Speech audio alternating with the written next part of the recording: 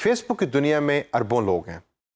इन अरबों लोगों को टारगेट बेतहाशा बिजनेसेस भी कर रहे हैं, पर हर बिजनेस चाहता है कि उसकी पोस्ट या उसका पेज उन तमाम लोगों तक पहुंचे ताकि उसकी सेल इंक्रीज हो। आपको एक अक्सर डायलेमा मिलेगा अपनी इन फ्रीलांसिंग जॉब्स को करते हुए। आपने पैसे लगा दिए, 5,000 लगा के एक पोस्ट को बूस्ट कर दिया और आप ये समझे कि अब मेरी पोस्ट बहुत सारे लोगों तक पहुंचेगी और इवेंचुअली जो मेरा क्लाइंट है उसकी सेल्स इंक्रीज होगी और मैं एक सक्सेसफुल डिजिटल मार्केटर बन जाऊंगा। लेकिन हुआ क्या?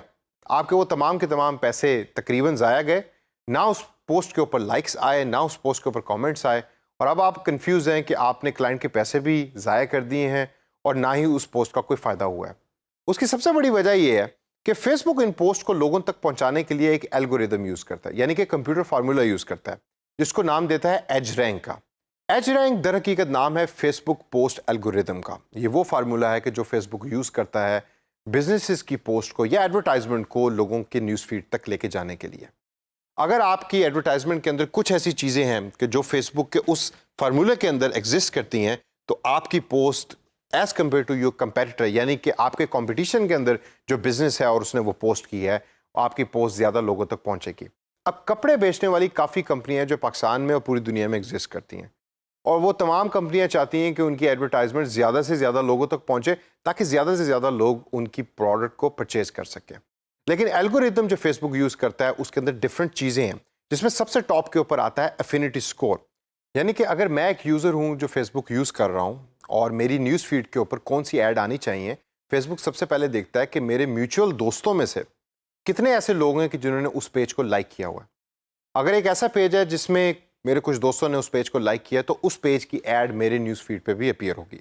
सेकंड ऑप्शन के ऊपर फेसबुक एफिनिटी स्कोर कैलकुलेट करता है सिमिलर इंटरेस्ट की बेस के ऊपर।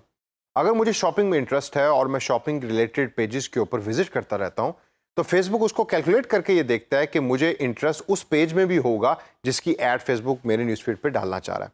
तो अगर वो शॉपिंग रिलेटेड पेज है या कपड़ों रिलेटेड पेज है, तो मेरे न्यूज़ फीड पे उसकी ऐड आएगी। एफिनिटी स्कोर चूंकि ऊपर की तरफ जाएगा, यानी कि बढ़ेगा। और तीसरे नंबर के ऊपर है इंटरैक्शंस। फेसबुक देखता है कि हिस्ट्री के अंदर, यानी कि प्रीवियसली मैंने कितने ऐसे पेजेस के ऊपर इंटरेक्शन की, लाइक किए या कमेंट किए कि जिनका जो कैटेगरी है वो वही है जिसकी ऐड फेसबुक मुझे दिखाना चाह रहा है। कितने ऐसे कपड़ों के पेजेस हैं या ऑनलाइन शॉप्स हैं जिसके ऊपर मैंने कमेंट्स किए और लाइक्स किए, और अगर मैंने किए हैं तो फेसबुक के अंदर जो एफिनिटी स्कोर है वो इंक्रीज होगा और फेसबुक एक और कपड़े बनाने वाली कंपनी को, ये कपड़े बेचने वाली कंपनी की ऐड मेरे न्यूज़ फीड के ऊपर शो करेगा। इससे आगे अगर हम दोस्तों चलें तो हम देखते हैं कि सेकंड ऑप्शन या सेकंड पॉइंट जो फेसबुक एल्गोरिदम में यूज़ हो रहा है वो है एज वेट का। एज वेट एक बड़ा सिंपल कॉन्सेप्ट है। उससे मुराद ये है कि फेसबुक कैलकुलेट ये करता है कि क्या आपकी पोस्ट के अंदर टेक्स्ट ज़्यादा है, यानी कि अल्फाज ज़्यादा हैं, या वो पिक्चर है या वो वीडियो है। सबसे ज़्यादा रीच जो है वो पिक्चर की होती है मेरे पर्सनल एक्सपीरियंस के अंदर। कुछ लोग कहते हैं कि वीडियो की रीच सबसे ज़्यादा होती है। मैं आपको सजेस्ट ये करूँगा कि आप अपनी तमाम पोस्ट के अंदर सिर्फ पिक्चर्स या वीडियोस को यूज़ करें, टेक्स्ट को कम से कम रखें। अब तो अक्सर फेसबुक आपको बता भी देता है कि आपके इस पर्टिकुलर ऐड के अंदर या जो आप बूस्ट करने लगे हैं उसके अंदर टेक्स्ट का कंपोनेंट ज़्यादा है और वो ज़्यादातर लोगों तक नहीं पहुंचेगी। टेक्स्ट को कम से कम रखें ताकि उस पोस्ट का एज वेट ज़्यादा हो। उसका एज वेट ज़्यादा होगा, एफिनिटी स्कोर बेहतर होगा, तो आपकी ऐड बाकी बिजनेसेस की निस्बत ज़्यादा अपीयर होगी लोगों के न्यूज़ फीड के ऊपर। तीसरा ऑप्शन जो फेसबुक यूज़ करता है वो है टाइम डिके का कॉन्सेप्ट। हमने अक्सर सुना है कि ओल्ड इज़ गोल्ड। फेसबुक की एडवर्टाइजमेंट दुनिया के अंदर ओल्ड इज़ नॉट गोल्ड।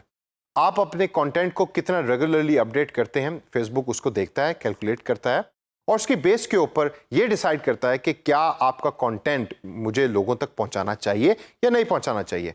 अगर आप रेगुलर पोस्टर हैं और रेगुलरली अपना कंटेंट अपडेट करते हैं, आपका एफिनिटी स्कोर भी बेहतर है और आपने फोटोज़ को यूज़ किया हुआ है टेक्स्ट की जगह के ऊपर, तो आपका एज रैंक के अंदर जो एल्गोरिदम है वो स्कोर अच्छा लेकर आएगा, तो आपकी ऐड लोगों तक पहुंचेगी ज़्यादा एज़ कम्पेयर टू बाकी तमाम बिजनेसेस के। तो दोस्तों, इस सेशन के अंदर मैंने आपको बड़े ही आसान तरीके से एक्सप्लेन करने की कोशिश की कि फेसबुक एज रैंक एल्गोरिदम किस तरीके से यूज़ कर रहा है। इसका दूसरा मुश्किल तरीका यह है कि मैं आपके सामने कंप्यूटर बेस्ड फार्मूलाज रखूं और एक्सप्लेन करने की कोशिश करूं कि मैथमेटिकली फेसबुक कैसे उसको कैलकुलेट करता है। आप बस इन तीन चीज़ों को जहन में रखिए कि जो मैंने सेशन के अंदर आपको एक्सप्लेन की, और नेक्स्ट टाइम जब भी आप कोई पोस्ट करने लगें या कंटेंट क्रिएट करने लगें, तो ये तीनों चीज़ें आपके जहन में होनी चाहिए ताकि आपकी पोस्ट ज़्यादा से ज़्यादा लोगों तक पहुँचे।